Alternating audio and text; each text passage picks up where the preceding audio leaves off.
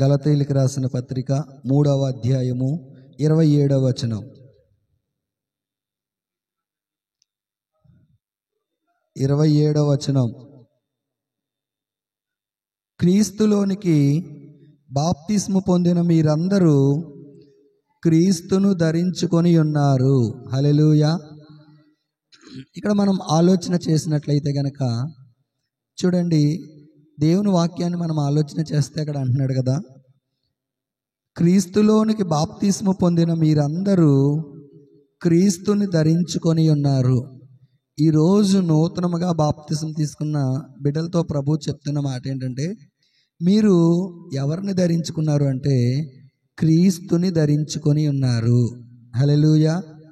చెప్పండి, ఎవరిని ధరించుకున్నారు మీరు?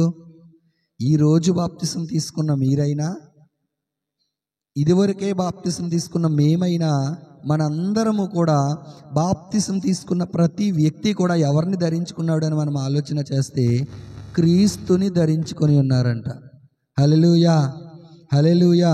చూడండి ప్రియులారా, మనం ఆలోచన చేస్తే ఇప్పుడు క్రీస్తుని ధరించుకున్న మీరు ఎలాగ ఉండాలి అంటే లోకాన్ని జయించేవారుగా మీరు ఉండాలి.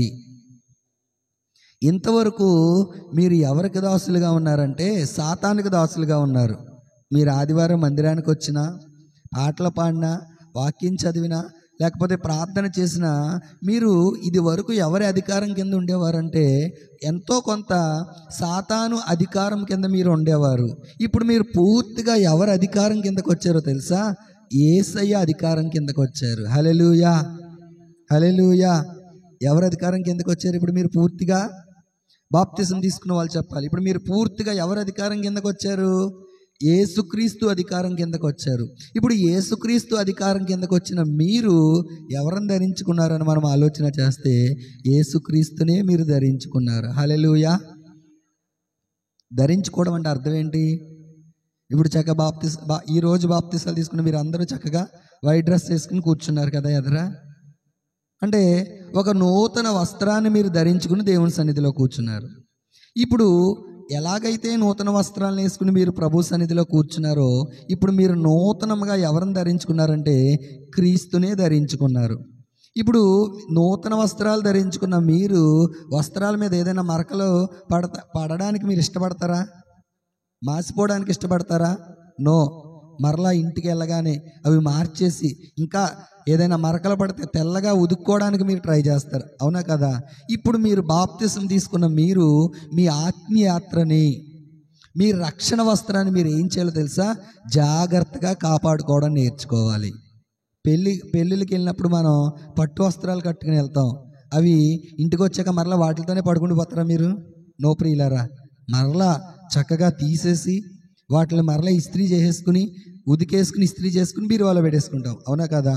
ఇప్పుడు రక్షించబడిన మీరు కూడా ప్రభువు మీకు రక్షణ వస్త్రాన్ని ఇచ్చాడు. ఏ వస్త్రాన్ని ఇచ్చాడు? క్రీస్తుని మీరు ఎలా ధరించుకున్నారంటే రక్షణ అనే అలంకరణ దేవుడు మీకు ధరింపచేశాడు. ఇప్పుడు ఈ రక్షణ వస్త్రాన్ని ధరించుకున్న మీరు, క్రీస్తుని ధరించుకున్న మీరు చనిపోయే అంతవరకు కూడా ఈ రక్షణ విషయంలో నమ్మకత్వం కలిగి జీవించాలి. హల్లెలూయా. ఎలా జీవించాలి? రక్షణ విషయంలో మీరు ఎలా జీవించాలి? నమ్మకత్వం కలిగి జీవించాలి. ప్రియులారా, మనం ఆలోచన చేసినట్లయితే లోకంలో చాలా రకాల టెంప్టేషన్స్ మనకు వస్తాయి. మన ఫ్రెండ్స్ ద్వారా, మన స్నేహితుల ద్వారా, మన బంధువుల ద్వారా, రకరకాల ప్రజల ద్వారా చాలా రకాల టెంప్టేషన్స్ మనకు వస్తాయి. అయినప్పటికీ కూడా వీటన్నిటినీ మనం ఏం చేయాలి అంటే జయించే వారముగా ఉండాలి. ఎందుకు అంటే క్రీస్తు లోకాన్ని జయించిన విధముగా మనము కూడా లోకాన్ని జయించే వారముగా ఉండాలి. హల్లెలూయా. చూడండి, రోమీయులకు రాసిన పత్రిక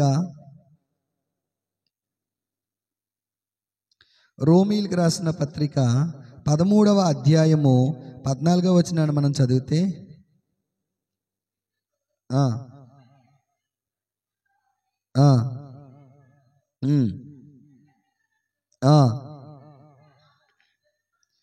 చూడండి ప్రియులారా, రోమీలకు రాసిన పత్రిక 13వ అధ్యాయము 14వ వచనం ఆఖరి వచనాన్ని మనం చదివితే అక్కడ అంటున్నాడు కదా, మెట్టుకు ప్రభు అయిన యేసుక్రీస్తును ధరించుకొనిన వారై శరీరేచ్ఛలను నెరవేర్చుకొనుటకు శరీరము విషయమై ఆలోచన చేసుకొనకుడి. ఏ విషయం ఆలోచన చేసుకోకూడదంట?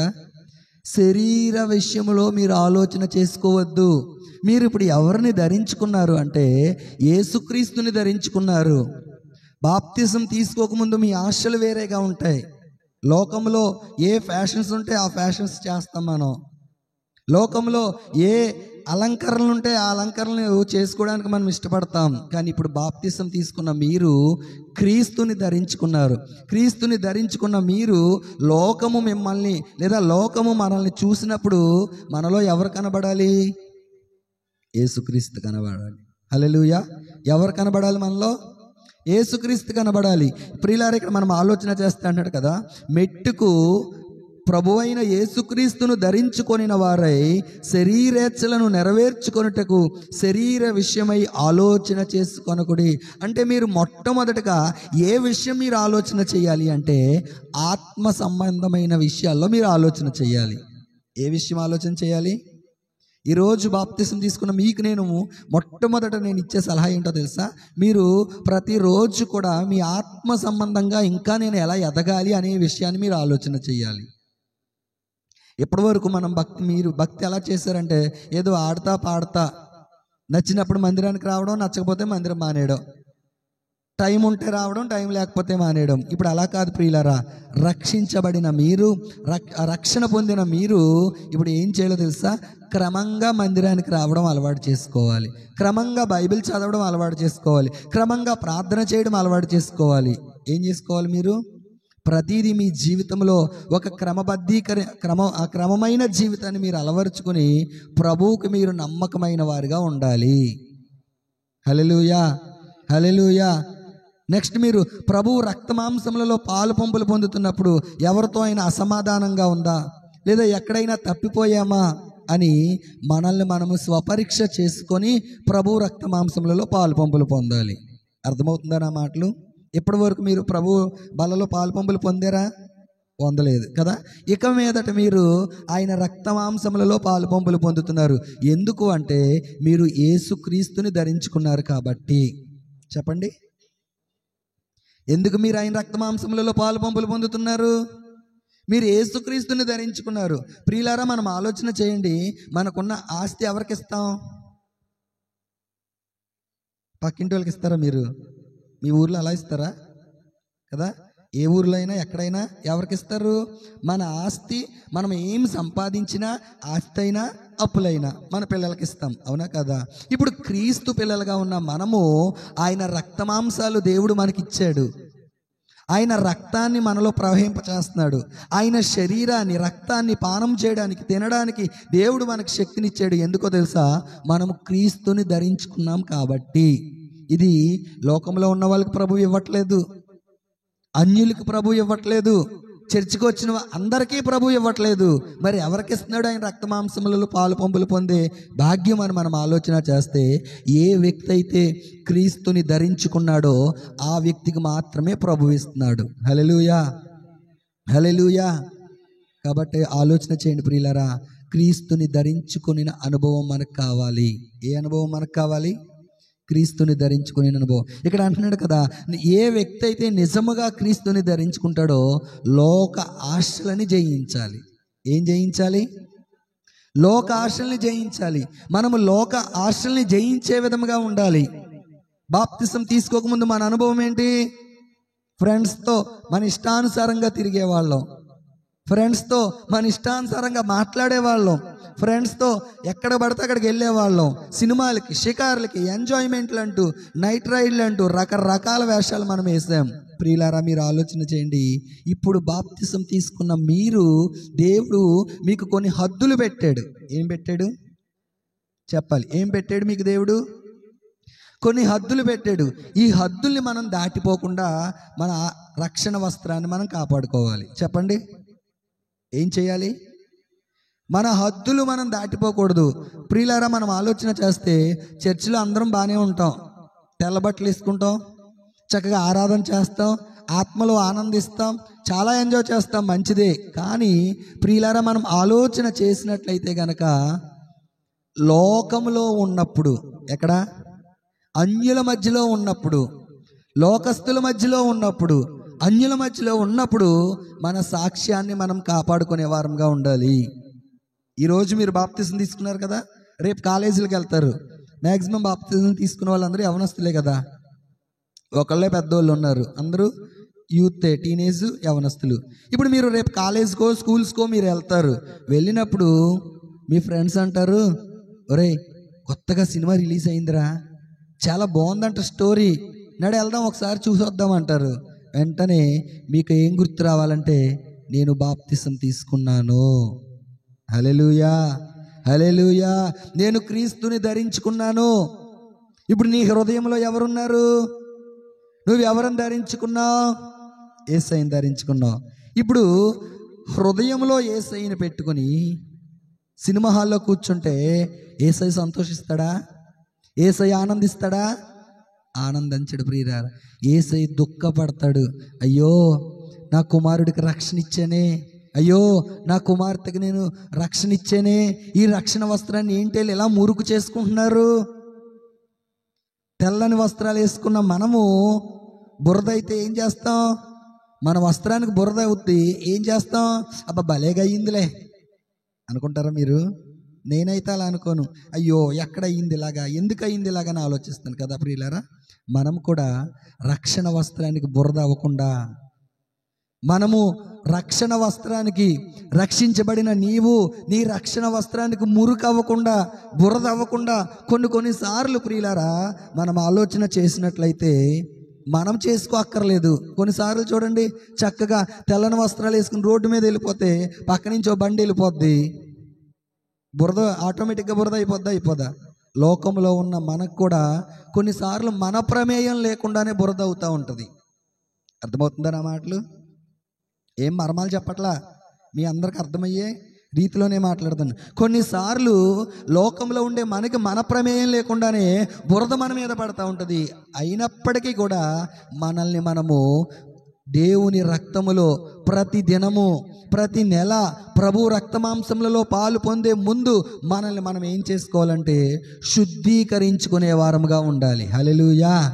ఏం చేయాలి? మన ప్రమేయం లేకుండా బురద మన మీద పడినప్పుడు మనం ఇంటికి వెళ్ళి బట్టలు ఉదుక్కుంటామా? మరలా అలాగే బీరువాలో పెట్టేసుకుంటామా? ఉదుక్కుంటాం కదా. అలాగే ప్రియులారా, మనం ఏం చేయాలంటే దేవుని సన్నిధిలో శుద్ధీకరించుకునే అనుభవం మనకు కావాలి. ఇక్కడ అంటున్నాడు కదా, ఏమంటున్నాడంటే మెట్టుకు ప్రభు అయిన యేసుక్రీస్తును ధరించుకొనిన వారై శరీరేచ్ఛలను నెరవేర్చుకొనుటకు శరీర విషయమై ఆలోచన చేయకండి. అయ్యో నా ఫ్రెండ్స్ ఏదో అనుకుంటారేమో, నా ఫ్రెండ్స్ సినిమాకి వాళ్ళతో నేను వెళ్ళకపోతే నాతో స్నేహం మానేస్తారేమో. ప్రియులారా, ఎన్నో అవాంతరాలు మన జీవితంలో ఎదురవుతాయి, ఎన్నో ఆటంకాలు మన జీవితంలో వస్తాయి. నువ్వు బాప్తిసం తీసుకోవడానికి నీకు ఎన్నో ఆటంకాలు వచ్చి ఉండవచ్చు, అవునా కదా ప్రియులారా? నాకు తెలిసి మీ అందరికీ అలాంటి ఆటంకాలు ఏమి, పెద్ద ఆటంకాలు ఏమీ ఉండవు. ఇప్పుడు బాప్తిసం తీసుకున్న మీకు ఎవరన్నా పేరెంట్స్ ఆటంకం పెట్టిన వాళ్ళు ఎవరన్నా ఉన్నారా? ఇంకా మీరు బాప్తిసం తీసుకుంటే మీ తల్లిదండ్రులు చాలా సంతోషిస్తారు, అవునా కదా? మరి నా వ్యక్తిగత సాక్ష్యాన్ని నేను ఆలోచన చేస్తే అసలు నేను బాప్తిసం తీసుకున్న విషయమే ఇంట్లో తెలియదు. బాప్తిసం తీసుకున్నట్టు ఇంట్లో తెలిస్తే ఎక్కడ కొడతారో తిడతారో అని భయపడుతూ నేను బాప్తిసం తీసుకున్నాను. అయినప్పటికీ కూడా ఇంచుమించు దగ్గర 2011లో బాప్తిసం తీసుకున్నాను. నేను 2025 అంటే ఎన్ని సంవత్సరాలు? 15 సంవత్సరాలు నా రక్షణని నేను కాపాడుకుంటూ నా ఆత్మీయాత్రలో ముందుకు వచ్చేసాను. ప్రియులరా, మీరు ఆలోచన చేసినట్లయితే ఎన్నో పరిస్థితులు మీకు వస్తాయి. అది మీ రక్త సంబంధికుల ద్వారా, అది మీ బంధువుల ద్వారా, అది మీ స్నేహితుల ద్వారా ఎన్నో సమస్యలు వస్తాయి. నన్ను అనేవారు, ఒరే ఒక్క సినిమాకి రారా నాతో, నువ్వు చూడొద్దు, మాతో వచ్చి సినిమా హాల్లో కూర్చుని నిద్రపో శుభ్రంగా అనేవారు. అసలు అక్కడికి వెళ్ళడం ఎందుకు, కూర్చోవడం ఎందుకు? నిద్రపోవడానికి ఇంట్లో మంచం లేదా? నాకు ఇంట్లో ఏసీ లేదా? ప్రియులారా, ఆలోచన చేయండి. మన ఆత్మీయ యాత్రలో జాగ్రత్తగా మన ఆత్మీయ జీవితాన్ని మనము కాపాడుకునే వారంగా ఉండాలి. సమయము దొరికిన కొద్దీ ప్రభువుతో సహవాసం చేయాలి. సమయము దొరికిన కొద్దీ నీవు అనుభవించిన రక్షణ ఆనందాన్ని అనేక మందికి పరిచయం చేయాలి. ఏం చేయాలి? నీవు అనుభవించిన రక్షణ ఆనందాన్ని, నీవు అనుభవించిన సంతోషాన్ని అనేక మందికి, ఈ ఆనందాన్ని ఇతరులకు నువ్వు పంచుకునే వ్యక్తిగా ఉండాలి. అందుకే అంటున్నాడు, నీవు వెలిగించబడిన నీ దీపము కొంచెం కింద మంచం కింద పెట్టొద్దు. అమ్మో, కొంతమంది ఆలోచిస్తారు, అమ్మో కాలేజీకి నేను బొట్టెట్టుకు వెళ్ళకపోతే మా ఫ్రెండ్స్ ఏదైనా అంటారేమో కదా. మన ఫ్రెండ్స్ మనల్ని ఎలా టెంప్ట్ చేస్తారు, చిన్నది పెట్టుకో, ఇది పెట్టుకుంటే ఎంత బాగుందో నీ ముఖం అంటారు అమ్మాయిలు మిమ్మల్ని. అయినప్పటికీ కూడా ఏ విషయంలో మీరు ఏం చేయకూడదు? రాజీ పడకూడదు. లోకంలో ప్రభు విషయంలో ఏ విషయంలో కూడా మనం ఏం చేయకూడదంటే రాజీ పడిపోకూడదు. భక్తి విషయంలో ప్రతి విషయంలో మనం ఏం చేయాలంటే జయించే వారముగా, శరీరేచ్ఛల విషయంలో మనల్ని మనము ఆలోచన చేసుకుంటూ, నేను ఇలా ఉంటే నా ప్రభు మహిమపరచబడతాడా, నేను ఎలా జీవిస్తే నా ప్రభు నా ద్వారా మహిమ వస్తుందా నా ప్రభుకి అని మీరేం చేయాలంటే మిమ్ముని గూర్చి మీరేం చేయాలి? ఆలోచన చేయాలి. ఏం చేయాలి? ముఖ్యంగా యవ్వనస్తులుగా ఈరోజు బాప్తిసం తీసుకున్న మీకు చెప్తున్నాను, మిమ్మల్ని గూర్చి మీరు రోజు ఆలోచన చేసుకోవాలి. ఈరోజు నా రక్షణ వస్త్రాన్ని నేను పాడు చేసుకుంటున్నానా? ఈరోజు నా రక్షణ వస్త్రాన్ని నేను కాపాడుకుంటున్నానా, పాడు చేసుకుంటున్నానా? ఈరోజు ప్రభు నా జీవితం ద్వారా దుఃఖపడుతున్నాడా, ఆనందపడుతున్నారా అని చెప్పి మిమ్మల్ని మీరు ఏం చేయాలంటే ఆలోచన చేసుకోవాలి. రోమీలకు రాసిన పత్రిక 6వ అధ్యాయము 3వ వచనాన్ని మనం చదివితే, రోమీలకు రాసిన పత్రిక 6వ అధ్యాయం 3వ వచనం, క్రీస్తు యేసులోనికి బాప్తిస్ము పొందిన మనమందరము ఆయన మరణములోనికి బాప్తిస్ము పొందితమని మీరు ఎరుగరా? చాలండి, 4 కూడా చదవండి. కాబట్టి తండ్రి మహిమ వలన క్రీస్తు మృతులలో నుండి ఎలాగూ లేపబడెనో అలాగే మనమును నూతన జీవం పొందిన వారమై నడుచుకొనున్నట్లు మనము బాప్తిస్ము వలన మరణములో పాలు పొందుటకై ఆయనతో కూడా పాతి పెట్టబడితిమి. ఇప్పుడు బాప్తిసం తీసుకున్న మీరు అందరూ ఏ అనుభవంలో ఉన్నారో తెలుసా? పాతి పెట్టబడిన అనుభవంలోకి వెళ్ళారు. ఏ అనుభవంలోకి వెళ్ళారు? అయ్యి బాబోయ్, అదేంటండి బాబు మమ్మల్ని పాతి పెట్టేశారా అంటున్నారా? నిజమే ప్రియులారా, మీరందరూ ఏం చేయబడ్డారో తెలుసా? పాతి పెట్టబడ్డారు. పాతి పెట్టబడి అక్కడ ఉండిపోలేదు. పాస్టర్ గారు నీళ్ళలో ఉంచేసారు. అక్కడ మిమ్మల్ని ఏం చేశారు? మరలా లేపారు. నీళ్ళలో ఉండిపోయామండి అన్నవాళ్ళు హల్లెలూయా చెప్పండి. తిరిగి లేచేయమండి అన్నవాళ్ళు హల్లెలూయా చెప్పండి. హల్లెలూయా కదా. ఏం చేశారు? పాతి పెట్టబడి మరలా లేపబడ్డాం. ఇప్పుడు మీ పాత అనుభవాలు, మీ పాత ఆశలు, పాత మాటలు, పాత పద్ధతులు ఇవన్నీ కూడా పాతి పెట్టబడాలి. హల్లెలూయా. ఏం చేయబడాలి? బాప్తిస్మ అంటే మత మార్పిడి కాదు. బాప్తిస్మ అంటే కులాన్ని మార్చుకోవడం కాదు. బాప్తిస్మ అంటే పేర్లు మార్చుకోవడం కాదు.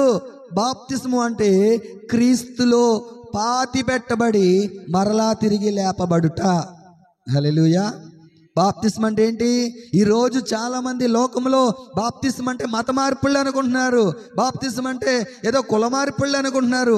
బాప్తిస్మ అంటే ఏదో పేరు మార్చుకోవడం అనుకుంటున్నారు. బాప్తిస్మ అంటే మత మార్పిడి కాదు ప్రియులారా. బాప్తిస్మ అంటే క్రీస్తులో పాతి పెట్టబడి మరలా లేపబడుట. హల్లెలూయా, హల్లెలూయా. నీకున్న పాత అలవాట్లు, పాత మాటలు, పాత స్నేహాలు, పాత పద్ధతులు ఇవన్నీ ఏమైపోవాలంటే పాతి పెట్టబడాలి. ఏమైపోవాలి? పాతి పెట్టబడాలి. మరలా నువ్వు క్రీస్తులో తిరిగి నూతన జన్మ అనుభవము బాప్తిస్మ అంటే. చెప్పండి, మీరందరూ ఇప్పుడు ఏమయ్యారు?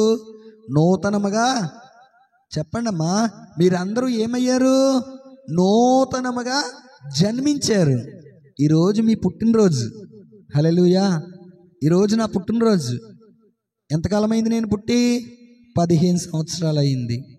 శారీరకంగా 30 సంవత్సరాలు అవ్వచ్చు, కానీ ఆత్మీయంగా నేను చనిపోయి మరలా నేను తిరిగి లేపబడి నేను జన్మించి 15 సంవత్సరాలైంది ప్రియులారా. ఈరోజు మీరు ఎవరో తెలుసా? చిన్నపిల్లలు. ఈరోజే మీరు పుట్టారు.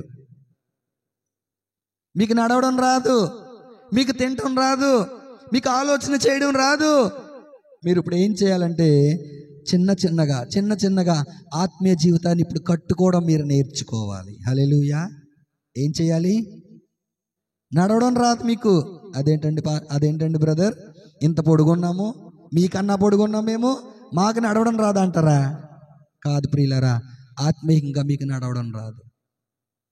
ఆత్మీయంగా మీకు ఎలా జీవించాలో మీకు తెలీదు.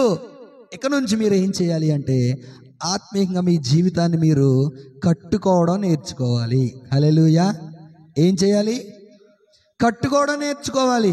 ఆత్మీయంగా దేవునితో ఎలా సహవాసం చేయాలో, ఆత్మీయంగా దేవునితో ఎలా నడవాలో, ఆత్మీయంగా దేవుని మాటలు ఎలా నేర్చుకోవాలో, వాక్యాన్ని ఎలా నేర్చుకోవాలో, ఇవన్నీ మీరు ఈ రోజు నుంచి ఏం చేయాలి అంటే నేర్చుకునేవారుగా ఉండాలి. హల్లెలూయా. ఏం చేయాలి? నేర్చుకోవాలి. పాత అనుభవాలు, పాత పద్ధతులు, పాత జీవితాన్ని పాతిపెట్టబడి నూతన జన్మ అనుభవంలోనికి మీరు వచ్చారు ఇప్పుడు. హల్లెలూయా. అక్కడ అదే అంటున్నాడు కదా. ఏమంటున్నాడంటే 6:3 ఏమంటున్నాడంటే క్రీస్తులోనికి బాప్తిస్ము పొందిన మనమందరము ఆయన మరణములోనికి బాప్తిస్ము పొందితమని మీరు ఎరుగరా? మీ ఫ్రెండ్స్ అంటారు, ఒరే ఇంకా నీకు బోలు వయసు ఉందరా, అప్పుడే బాప్తిస్మ ఎందుకు? హర్షిత, అప్పుడే బాప్తిస్మ ఎందుకు నీకు? అఖిల, అప్పుడే బాప్తిస్మ ఎందుకు నీకు? కదా, మీ ఫ్రెండ్స్తో చెప్పండి, అమ్మా నేను బాప్తిస్మ తీసుకున్నానని మీరు చెప్పండి. అప్పుడు వెంటనే ఏమంటారు? అప్పుడే ఎందుకు నీకు బాప్తిస్మ? ఇంకా ఎంజాయ్ చేసే ఏజ్ బోల్డ్ ఉంది. లోకము మనల్ని ఎప్పటికీ వెనక్కే లాగుతుంది ప్రియులారా. కానీ మనము ముందున్న క్రీస్తు వైపు చూసుకుని మన ఆత్మీయాత్రలో ముందుకి పరిగెత్తే వారముగా మనం ఉండాలి. హల్లెలూయా. చూడండి, మీ ఫ్రెండ్స్ ఎవరైనా మీకు బాప్తిస్మ తీసుకోమని చెప్పారా? ఎవరు చెప్పరు. తీసుకుంటానంటే వెనక్కి లాగుతారు ఇంకా. కానీ మన ఆత్మీయ జీవితాన్ని మనమే కట్టుకోవాలి. ఆలోచించేయండి ప్రియులారా. లోకము మనల్ని వెనక్కలాగుతుంది, కానీ క్రీస్తు మన ముందుండి మన ఆత్మీయతలైన ముందుకు నడిపిస్తాడు. హల్లెలూయా. కాబట్టి ఇప్పుడు మనం ఏ అనుభవంలో ఉన్నామంటే మరణములోనికి వెళ్ళిపోయి తిరిగి లేపబడిన అనుభవంలో మనం ఉన్నాము. బాప్తిస్మ అంటే కులాన్ని మార్చుకోవడం కాదు, మత మార్పిడి కాదు. ఈరోజు లోకంలో ఏదో బాప్తిస్మ అంటే మతాలు మార్చేసుకుంటున్నారు అని ఒక నానుడి, ఒక అపోహలోకంలో ఉంది ప్రియులారా. కానీ బాప్తిస్మ అంటే మనసు మార్పిడి. చెప్పండి, నీ మనస్సు మార్చుకొని నీ పాపాన్ని విడిచిపెట్టి, యేసయ్య నా కొరకు సిలువలో నా పాపము నిమిత్తము ఆయన మరణమైపోయాడు, నా పాపము నిమిత్తము ఆయన గాయపరచబడ్డాడు, మరలా తిరిగి లేపబడ్డాడు అని మన మనస్సులో మనము నమ్మి యేసయ్యలో మనం బాప్తిస్మ తీసుకోవడమే, యేసయ్యను మనము ధరించుకోవడమే బాప్తిస్మ అంటే. హల్లెలూయా. చూడండి, అపోస్తుల కార్యములు 8వ అధ్యాయము 16వ వచనాన్ని మనం చదివితే,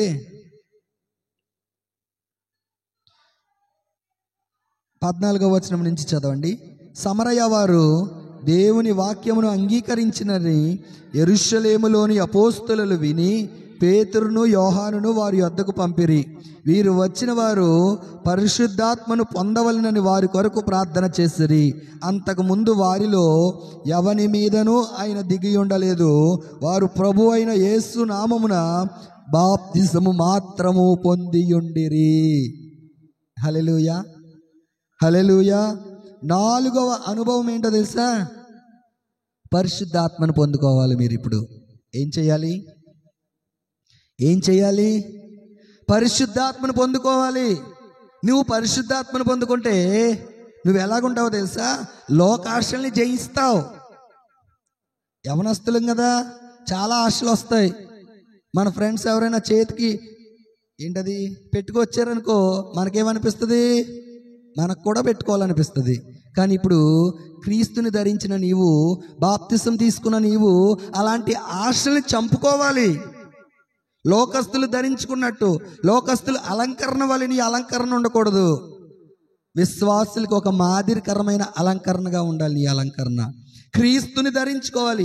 ఏ వ్యక్తి అయితే క్రీస్తుని ధరించుకుంటాడో అలాంటి వాళ్ళకి లోకంలో ఉన్న ఆశల మీద ఏముండదంటే కోరిక ఉండదు. గోరింటాకులు ఎట్టుకోవడం, గోల్డ్ రంగులు వేసుకోవడం, పట్టీలు పెట్టుకుని గల్లు గల్లు తిరగడం మందిరాల్లో, అలాంటి ఆశలన్నీ మనం చంపుకోవాలి క్రీస్తు కొరకు. హల్లెలూయా, హల్లెలూయా. క్రీస్తుని ధరించుకొనిన వారముగా మనం ఉండాలి. ఎవరిని ధరించుకోవాలి? క్రీస్తుని ధరించుకొనిన వారముగా మనం ఉండాలి. ప్రియులారా, లోకస్తుల వలె, అన్యుల వలె మనం తయారవ్వకూడదు. క్రీస్తుకి మహిమ తెచ్చే వారముగా మనం ఉండాలి. నిన్ను చూసిన వారు ఎవరిని చూడాలి? క్రీస్తుని చూడాలి. నీ మాట విన్నవారు ఎవరు స్వరాన్ని వినాలి? క్రీస్తు స్వరాన్ని వినాలి. మనతో మాట్లాడే వాళ్ళు అనాలి, ఇంకా నీతో మాట్లాడాలనిపిస్తుంది. నీవు మాట్లాడుతుంటే ఏదో తెలియని సంతోషం నా హృదయంలో ఉంది, నీతో ఎక్కువ సహవాసం చేయాలని ఉంది నాతో. అంతేగాని మనం ఎలా వెళ్తుంటే అయ్యి బాబాయ్ వస్తుందిరా బాబు, అయ్యి బాబాయ్ వస్తున్నాడు రా బాబు, ఇలాంటిది కాదు. ఇలాంటి సాక్ష్యం కాదు మన జీవితంలో. ఎలాంటి సాక్ష్యం అంటే, అబ్బా ఈ వ్యక్తితో నేను ఎప్పుడు మాట్లాడతాను, ఈ వ్యక్తితో నేను ఎప్పుడు ఎక్కువ టైం స్పెండ్ చేస్తాను, ఈ వ్యక్తితో మాట్లాడుతుంటే నా హృదయం ఎంతో ఆనందంగా ఉంది. చూడండి ప్రియులారా, దేవుడు వాక్యం ద్వారా మనతో మాట్లాడుతుంటే మన హృదయం ఎలా ఉంటుంది కదా, ఎంత ఆనందంగా ఉంటుంది. కృంగిపోయిన మన జీవితాల్లో, బాధపడుతున్న మన జీవితాల్లో మనం అనేక సార్లు మాట్లాడుతున్నప్పుడు, దేవుడు మనతో మాట్లాడుతున్నప్పుడు, ప్రభువా ఇంకా మాట్లాడవా దేవా, నీ మాటలో ఉన్న సంతోషము, నీ మాటలో ఉన్న నెమ్మది, నీ మాటలో ఉన్న ఆదరణ ఈ లోకంలో ఎక్కడా లేదు ప్రభువా అని చెప్పి ఎంతగా ఆయన పాదాల చెంద మనం గడపడానికి ఇష్టపడతాం. అందుకే కదా మార్తా మరియా కోసం ఆలోచించినప్పుడు మరి ఏం చేస్తుందంట, ప్రభు పాదాల దగ్గర కూర్చుని ఇంకా ఆయన నోట్లోంచి ఏ మాట వస్తుందో, ఏ ముత్యాలు ఆయన నోట్లోంచి వస్తాయో అని చెప్పి ప్రభు మాట కోసం వేచి ఉందంట మరియా. మార్త అయితే మనకలాగా బిజీ పర్సన్ పాపం ఆవిడ కదా, మనకలాగా ఎంత బిజీయో ఆవిడ. కానీ మరి అలా లేదు ప్రియులరా. అందుకే ప్రభు అంటాడు, మార్తా నీవు అనేకమైన పనులు పెట్టుకొని నీ సమయాన్ని వృధా చేస్తున్నావు, మరి అయితే ఉత్తమమైన దాన్ని ఎన్నుకొంది. ఆ మాట ఎంత బాగుంటుందో కదా. అసలు మనం లోకానుసారంగా ఆలోచిస్తే మనమైతే గిఫ్ట్ ఎవరికి ఇస్తామో తెలుసా? మార్తకి ఇస్తాం. ఎందుకంటే ప్రభుకి ఎన్ని వంటలు వండి పెడుతుందో. లోకానుసారంగా మనం ఆలోచిస్తే మార్తకు పెద్ద గిఫ్ట్ ఇవ్వాలి. ప్రభువు వస్తున్నాడని చెప్పి 100 రకాల వంటలు వండేసిందేమో ప్రభువుని సంతోష పెట్టాలని. కానీ మరి ఏం చేసిందండి? ఏమైనా కష్టపడిందా? కాదు ప్రియులారా. మరియ ప్రభు మాట వినడానికి, మరియ ప్రభు ఉత్తమమైనది ఎన్నుకొందని ప్రభు ఎందుకు చెప్పాడంటే, ఆయన మాటలో ఉన్న మాధుర్యాన్ని ఆమె అనుభవిస్తుంది. ఈరోజు నువ్వేం అనుభవించాలో తెలుసా? ప్రభు మాటలో ఉన్న మాధుర్యాన్ని నువ్వు అనుభవించే విధంగా నువ్వు ఉండాలి. హల్లెలూయా, హల్లెలూయా. కాబట్టి ఏం చేయాలంటే పరిశుద్ధాత్మని మీరు పొందుకోవాలి. ఇప్పుడు ఈరోజు బాప్తిసం తీసుకున్న మీరందరూ దేన్ని పొందుకోవాలి? పరిశుద్ధాత్మ అభిషేకాన్ని పొందుకోవాలి. ప్రియులారా, మీకు తెలుసా దేవుని వాక్యం అంటుంది, ఆత్మ లేనివాడు నావాడు కాదు. ఈరోజు లోకంలో చాలా దుర్బోధలు వచ్చినాయి. ఈరోజు లోకంలో చాలా భయంకరమైన బోధలు లోకంలో ప్రబలిపోతున్న దినాల్లో మనం ఉన్నాము. కాబట్టి ఈ దుర్బోధల్ని, ఈ తప్పుడు ఉపదేశాల్ని మనం జయించాలి అంటే మనం ఏం చేయాలి అంటే పరిశుద్ధాత్మను మనం పొందుకోవాలి. కొన్నిసార్లు మీతో పాస్టర్ గారు రారు. రోజు మీతో కాలేజీకి పాస్టర్ గారు వస్తారా? మీ కాలేజీకి రోజు నేను వస్తానా? రాను. రోజు మీ మమ్మీ మీతో వస్తుందా? మీ డాడీ మీతో వస్తాడా? రాడు ప్రియురాల, రారు. కానీ ఎవరు మీతో వస్తారో తెలుసా? మీలో ఉన్న పరిశుద్ధాత్ముడు మీతోనే ఉంటాడు. హల్లెలూయా, హల్లెలూయా. ఏ వ్యక్తి అయితే పరిశుద్ధాత్మ అభిషేకాన్ని పొందుకుంటాడో, ఏ వ్యక్తి అయితే దేవుని ఆత్మతో నింపబడతాడో, అలాంటి వ్యక్తి లోకంలో ఎప్పుడూ పడిపోడు. హల్లెలూయా. ఇప్పుడు బాప్తిజం తీసుకున్న నీవు పడిపోకుండా ఉండాలి అంటే నువ్వేం పొందుకోవాలంటే పరిశుద్ధాత్మను పొందుకోవాలి. ఇప్పుడు బాప్తిజం తీసుకున్న నీవు దేని కొరకు నువ్వు కనిపెట్టాలో తెలుసా? దేవుని ఆత్మ కోసం నువ్వు కనిపెట్టాలి. అవసరమైతే 3 రోజులు ఉపవాసం ఉండు. అవసరమైతే 9 రోజులు ఉపవాసం ఉండు, 7 రోజులు ఉపవాసం ఉండు, 11 రోజులు ఉపవాసం ఉండు, అవసరమైతే 40 రోజులు ఉపవాసం ఉండైనా సరే నువ్వు పరిశుద్ధాత్మను పొందుకోవాలి ఈరోజు. హల్లెలూయా, హల్లెలూయా. ఎందుకు పరిశుద్ధాత్మ? ఎందుకు పొందుకోవాలి పరిశుద్ధాత్మని చెప్పండి? లోకంలో మనం పడిపోకుండా, మన ఆత్మీయతలో మనం జాగ్రత్తగా, మన ఆత్మీయ జీవితాన్ని జాగ్రత్తగా కాపాడుకోవడం కోసం నువ్వేం పొందుకోవాలో తెలుసా? పరిశుద్ధాత్మను పొందుకోవాలి. హల్లెలూయా, హల్లెలూయా. కొంతమంది బాప్తిసం తీసుకోక ముందు కూడా పరిశుద్ధాత్మ పొందుకుంటారు. కొంతమంది పరిశుద్ధాత్మ అనుభవం లేకుండానే బాప్తిసం తీసుకుంటారు. కానీ ఒకవేళ నువ్వు పరిశుద్ధాత్మ అనుభవం లేకుండా నువ్వు బాప్తిసం తీసుకున్న వ్యక్తివైతే గనక ఇక నుంచి నీలో ఆశ ఏం కలగాలో తెలుసా? ప్రభువా నన్ను నీ ఆత్మతో నింపండి. హల్లెలూయా చెప్పండి. ప్రభువా, ప్రభువా నన్ను నీ ఆత్మతో నింపండి. ఎస్, దాహం ఉండాలి. దేనికోసం దాహం? దావీదు అంటున్నాడు, దుప్పి నీటి వాగుల కొరకు ఆశపడినట్లు దేవా నా ప్రాణము నీ కొరకు. దేని కొరకు? డబ్బు కొరకు కాదు, పేరు ప్రతిష్టల కొరకు కాదు, అధికారం కొరకు కాదు. మరి దావీదు ప్రాణం దేని కొరకు ఆశపడుతుందంట? దేవుని ఆత్మ కొరకు ఆశపడుతుంది. ఈరోజు బాప్తిసం తీసుకుని 5 ఏళ్ళు అయిందా? బాప్తిసం తీసుకుని 10 సంవత్సరాలు అయిందా? లేకపోతే ఈరోజే నువ్వు బాప్తిసం తీసుకున్నావా? నువ్వు దేని కొరకు కనిపెట్టాలో తెలుసా? పరిశుద్ధాత్మ కొరకు నువ్వు కనిపెట్టాలి. లోకంలో మన తల్లిదండ్రులు, లోకంలో మన సేవకులు మనతో ఎప్పుడు ఉండరు, ఎప్పుడు రారు, ఎక్కడికి రారు ప్రియులారా. కానీ మనతో నిత్యము మనలో ఉండే వ్యక్తి ఒక ఆయన ఉన్నాడు. ఆయనే పరిశుద్ధాత్ముడు. హల్లెలూయా. ఎవరైనా పరిశుద్ధాత్ముడు. ఈ పరిశుద్ధాత్ముడు మనకి ఏం చేస్తాడంటే నీకు బోధిస్తాడు, నువ్వెక్కడ ఎలా ఉండాలో. ప్రియులారా, నేను ఒకసారి ఒక చిన్న సాక్ష్యం ఉన్నాను. ఒక సహోదరుడు, భక్తిగా ఉన్న ఒక బ్రదరు, ఆ సహోదరుడు బీటెక్ చదువుతున్నప్పుడంట ఫ్రెండ్స్ అందరూ ఆ వ్యక్తిని ఏం చేయాలని చూసారంటే మందు పార్టీకి రమ్మన్నారంట. ఈ వ్యక్తి అన్నాడంట, నేను అలాంటి పని నేను చెయ్యలేను, నేను బాప్తిసం తీసుకున్న వ్యక్తిని, కాబట్టి నేను ఆ పని నేను చెయ్యను అన్నాడంట. సరేరా, పోనీ మాతో రా, మా కంపెనీవి, నువ్వు థమ్సప్ తాగు, మేము మందు తాగుతామన్నారంట.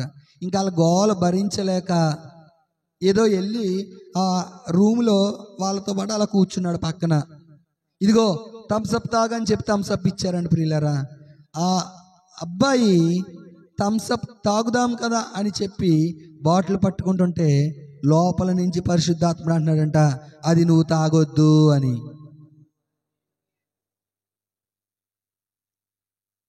ఏంటి అని ఆలోచన చేసినట్లయితే ప్రియులారా, థమ్సప్ అని వారు చెప్పారు కానీ అందులో మందు కలిపేసి ఇచ్చేశారు ఆ వ్యక్తికి. చూడండి, లోకము చాలా భయంకరమైనది. నిన్ను మోసం చేయడానికి కుయుక్తి కలిగినది లోకం. అవ్వ దగ్గరికి వచ్చింది, ఎలా మాట్లాడింది? చాలా యుక్తి కలిగిందంట సర్పం. దేవుని వాక్యంలో ఉంటుంది, సర్పం ఎలాంటిది? యుక్తి కలిగింది నిన్ను మోసం చేయడానికి. పిల్లలు అంటాం కదా, ఏంట్రా టక్కరేస్తున్నావా అంటాం కదా. చాలా టక్కర మారి ఏంటంటే జిత్తులు మారిన నక్కది కదా. మనల్ని లోకంలో పడేయడానికి, పాపంలో పడేయడానికి విశ్వ ప్రయత్నాలు చేస్తుంది ప్రియులారా. కానీ ఆ వ్యక్తి పరిశుద్ధాత్మ అభిషేకాన్ని పొందుకున్న వ్యక్తి కాబట్టి, బాప్తిస్మే కాదు పరిశుద్ధాత్మ అభిషేకాన్ని పొందుకున్న వ్యక్తి కాబట్టి, పరిశుద్ధాత్ముడు ఆ వ్యక్తి హృదయంలో గద్దిస్తున్నాడు, అది నువ్వు తాగొద్దు. ప్రియులారా, ఆలోచన చేయండి. పరిశుద్ధాత్మని నువ్వు పొందుకున్న వ్యక్తివైతే గనక పరిశుద్ధాత్ముడు నీకు బోధిస్తాడు. ఆయన ఎవరో తెలుసా? ఒక మంచి బోధకుడు. చెప్పండి, పరిశుద్ధాత్ముడు ఎవరు? బోధకుడు. ఇక్కడ మనం ఆలోచన చేస్తే వారు అంటున్నారు కదా, సమరయ్య వారు దేవుని వాక్యము అంగీకరించరని యెరూషలేములోని అపోస్తులు విని పేతురును యోహానును వారి యొద్దకు పంపిరి. వీరు వచ్చి వీరు వచ్చి వారు పరిశుద్ధాత్మను పొందవలెనని వారి కొరకు ప్రార్థన చేసిరి. అంతకుముందు వారిలో ఎవరి మీద ఆయన దిగి ఉండలేదు. వారు ప్రభు అయిన యేసు నామములో బాప్తిసం మాత్రము పొందిరి. ఈరోజు చాలామంది లోకంలో కొంతమంది దుర్బోధకులు, వాక్య జ్ఞానం లేని వాళ్ళు ఏం చెప్తున్నారంటే పరిశుద్ధాత్మను పొందుకోవడం అనే అనుభవాలు ఏమీ లేవు, బాప్తిసం తీసుకుంటే సరిపోతుందని చెప్తున్నారు. కానీ వాక్యంలో ఏముంది? వారు ఆత్మను పొందలేదంట, బాప్తిసం మాత్రమే పొంది ఉన్నారంట. అంటే అర్థం ఏంటి? పరిశుద్ధాత్మ అవసరమా కాదా? పరిశుద్ధాత్మ అభిషేకం అవసరమా కాదా? ఈరోజు సంఘంతో పరిశుద్ధాత్ముడు మాట్లాడుతున్నాడు. ఏమనో తెలుసా? వారు బాప్తిసం మాత్రమే పొందిరి. ఒకవేళ మీరు ఆత్మను పొందకపోతే ఈ రోజు నుంచి మీరు ప్రార్థన చేయాలి. ప్రభువా, నాకు నీ ఆత్మ సహాయం కావాలి. ప్రభువా, నన్ను నీ ఆత్మతో అభిషేకించండి.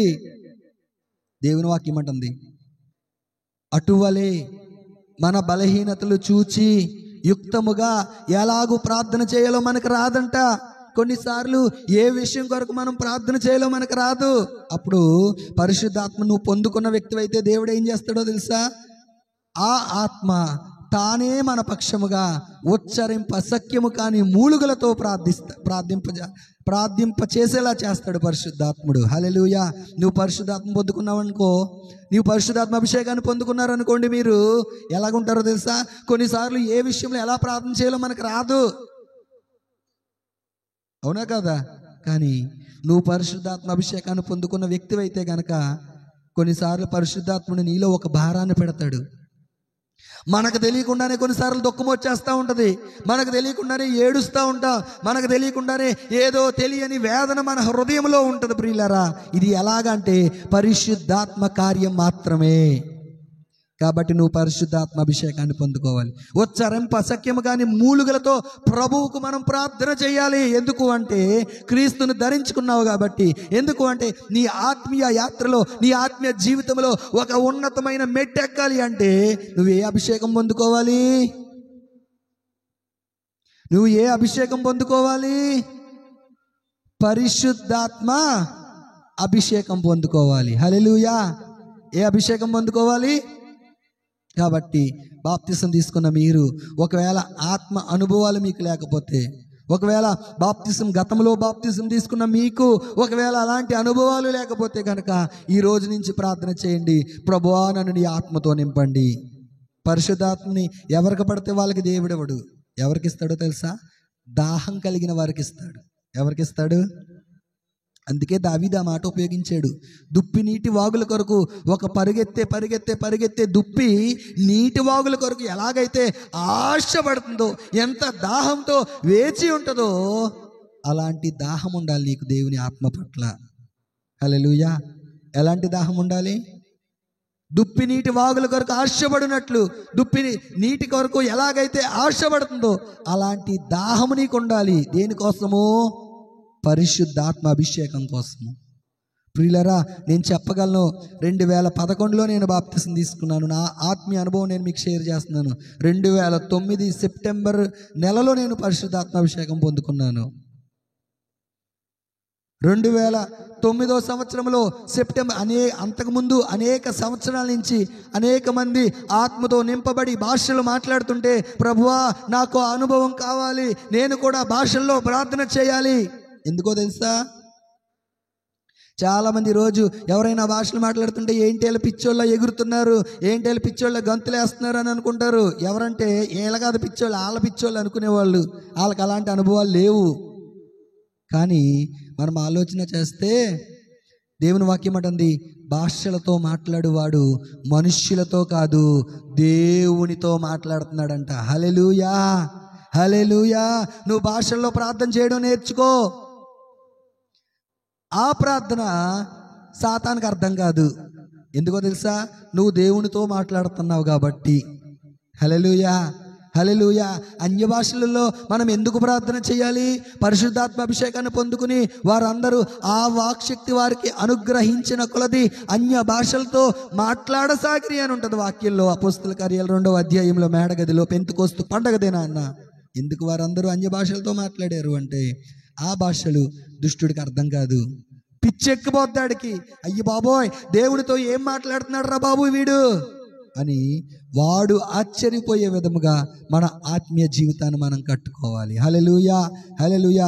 కాబట్టి మీరు అందరూ పరిశుద్ధాత్మను పొందుకోవాలి. ఆఖరిగా నేను మీకు ఒక రిఫరెన్స్ చూపించి నేను ముగిస్తాను. చూడండి, ఎఫెసీయులకు రాసిన పత్రిక 4వ అధ్యాయము, ఎఫెసీయులకు రాసిన పత్రిక 4వ అధ్యాయము 24వ వచనం. పేజీ నెంబర్ చెప్పండి అమ్మా. 175 అంట. చూడండి.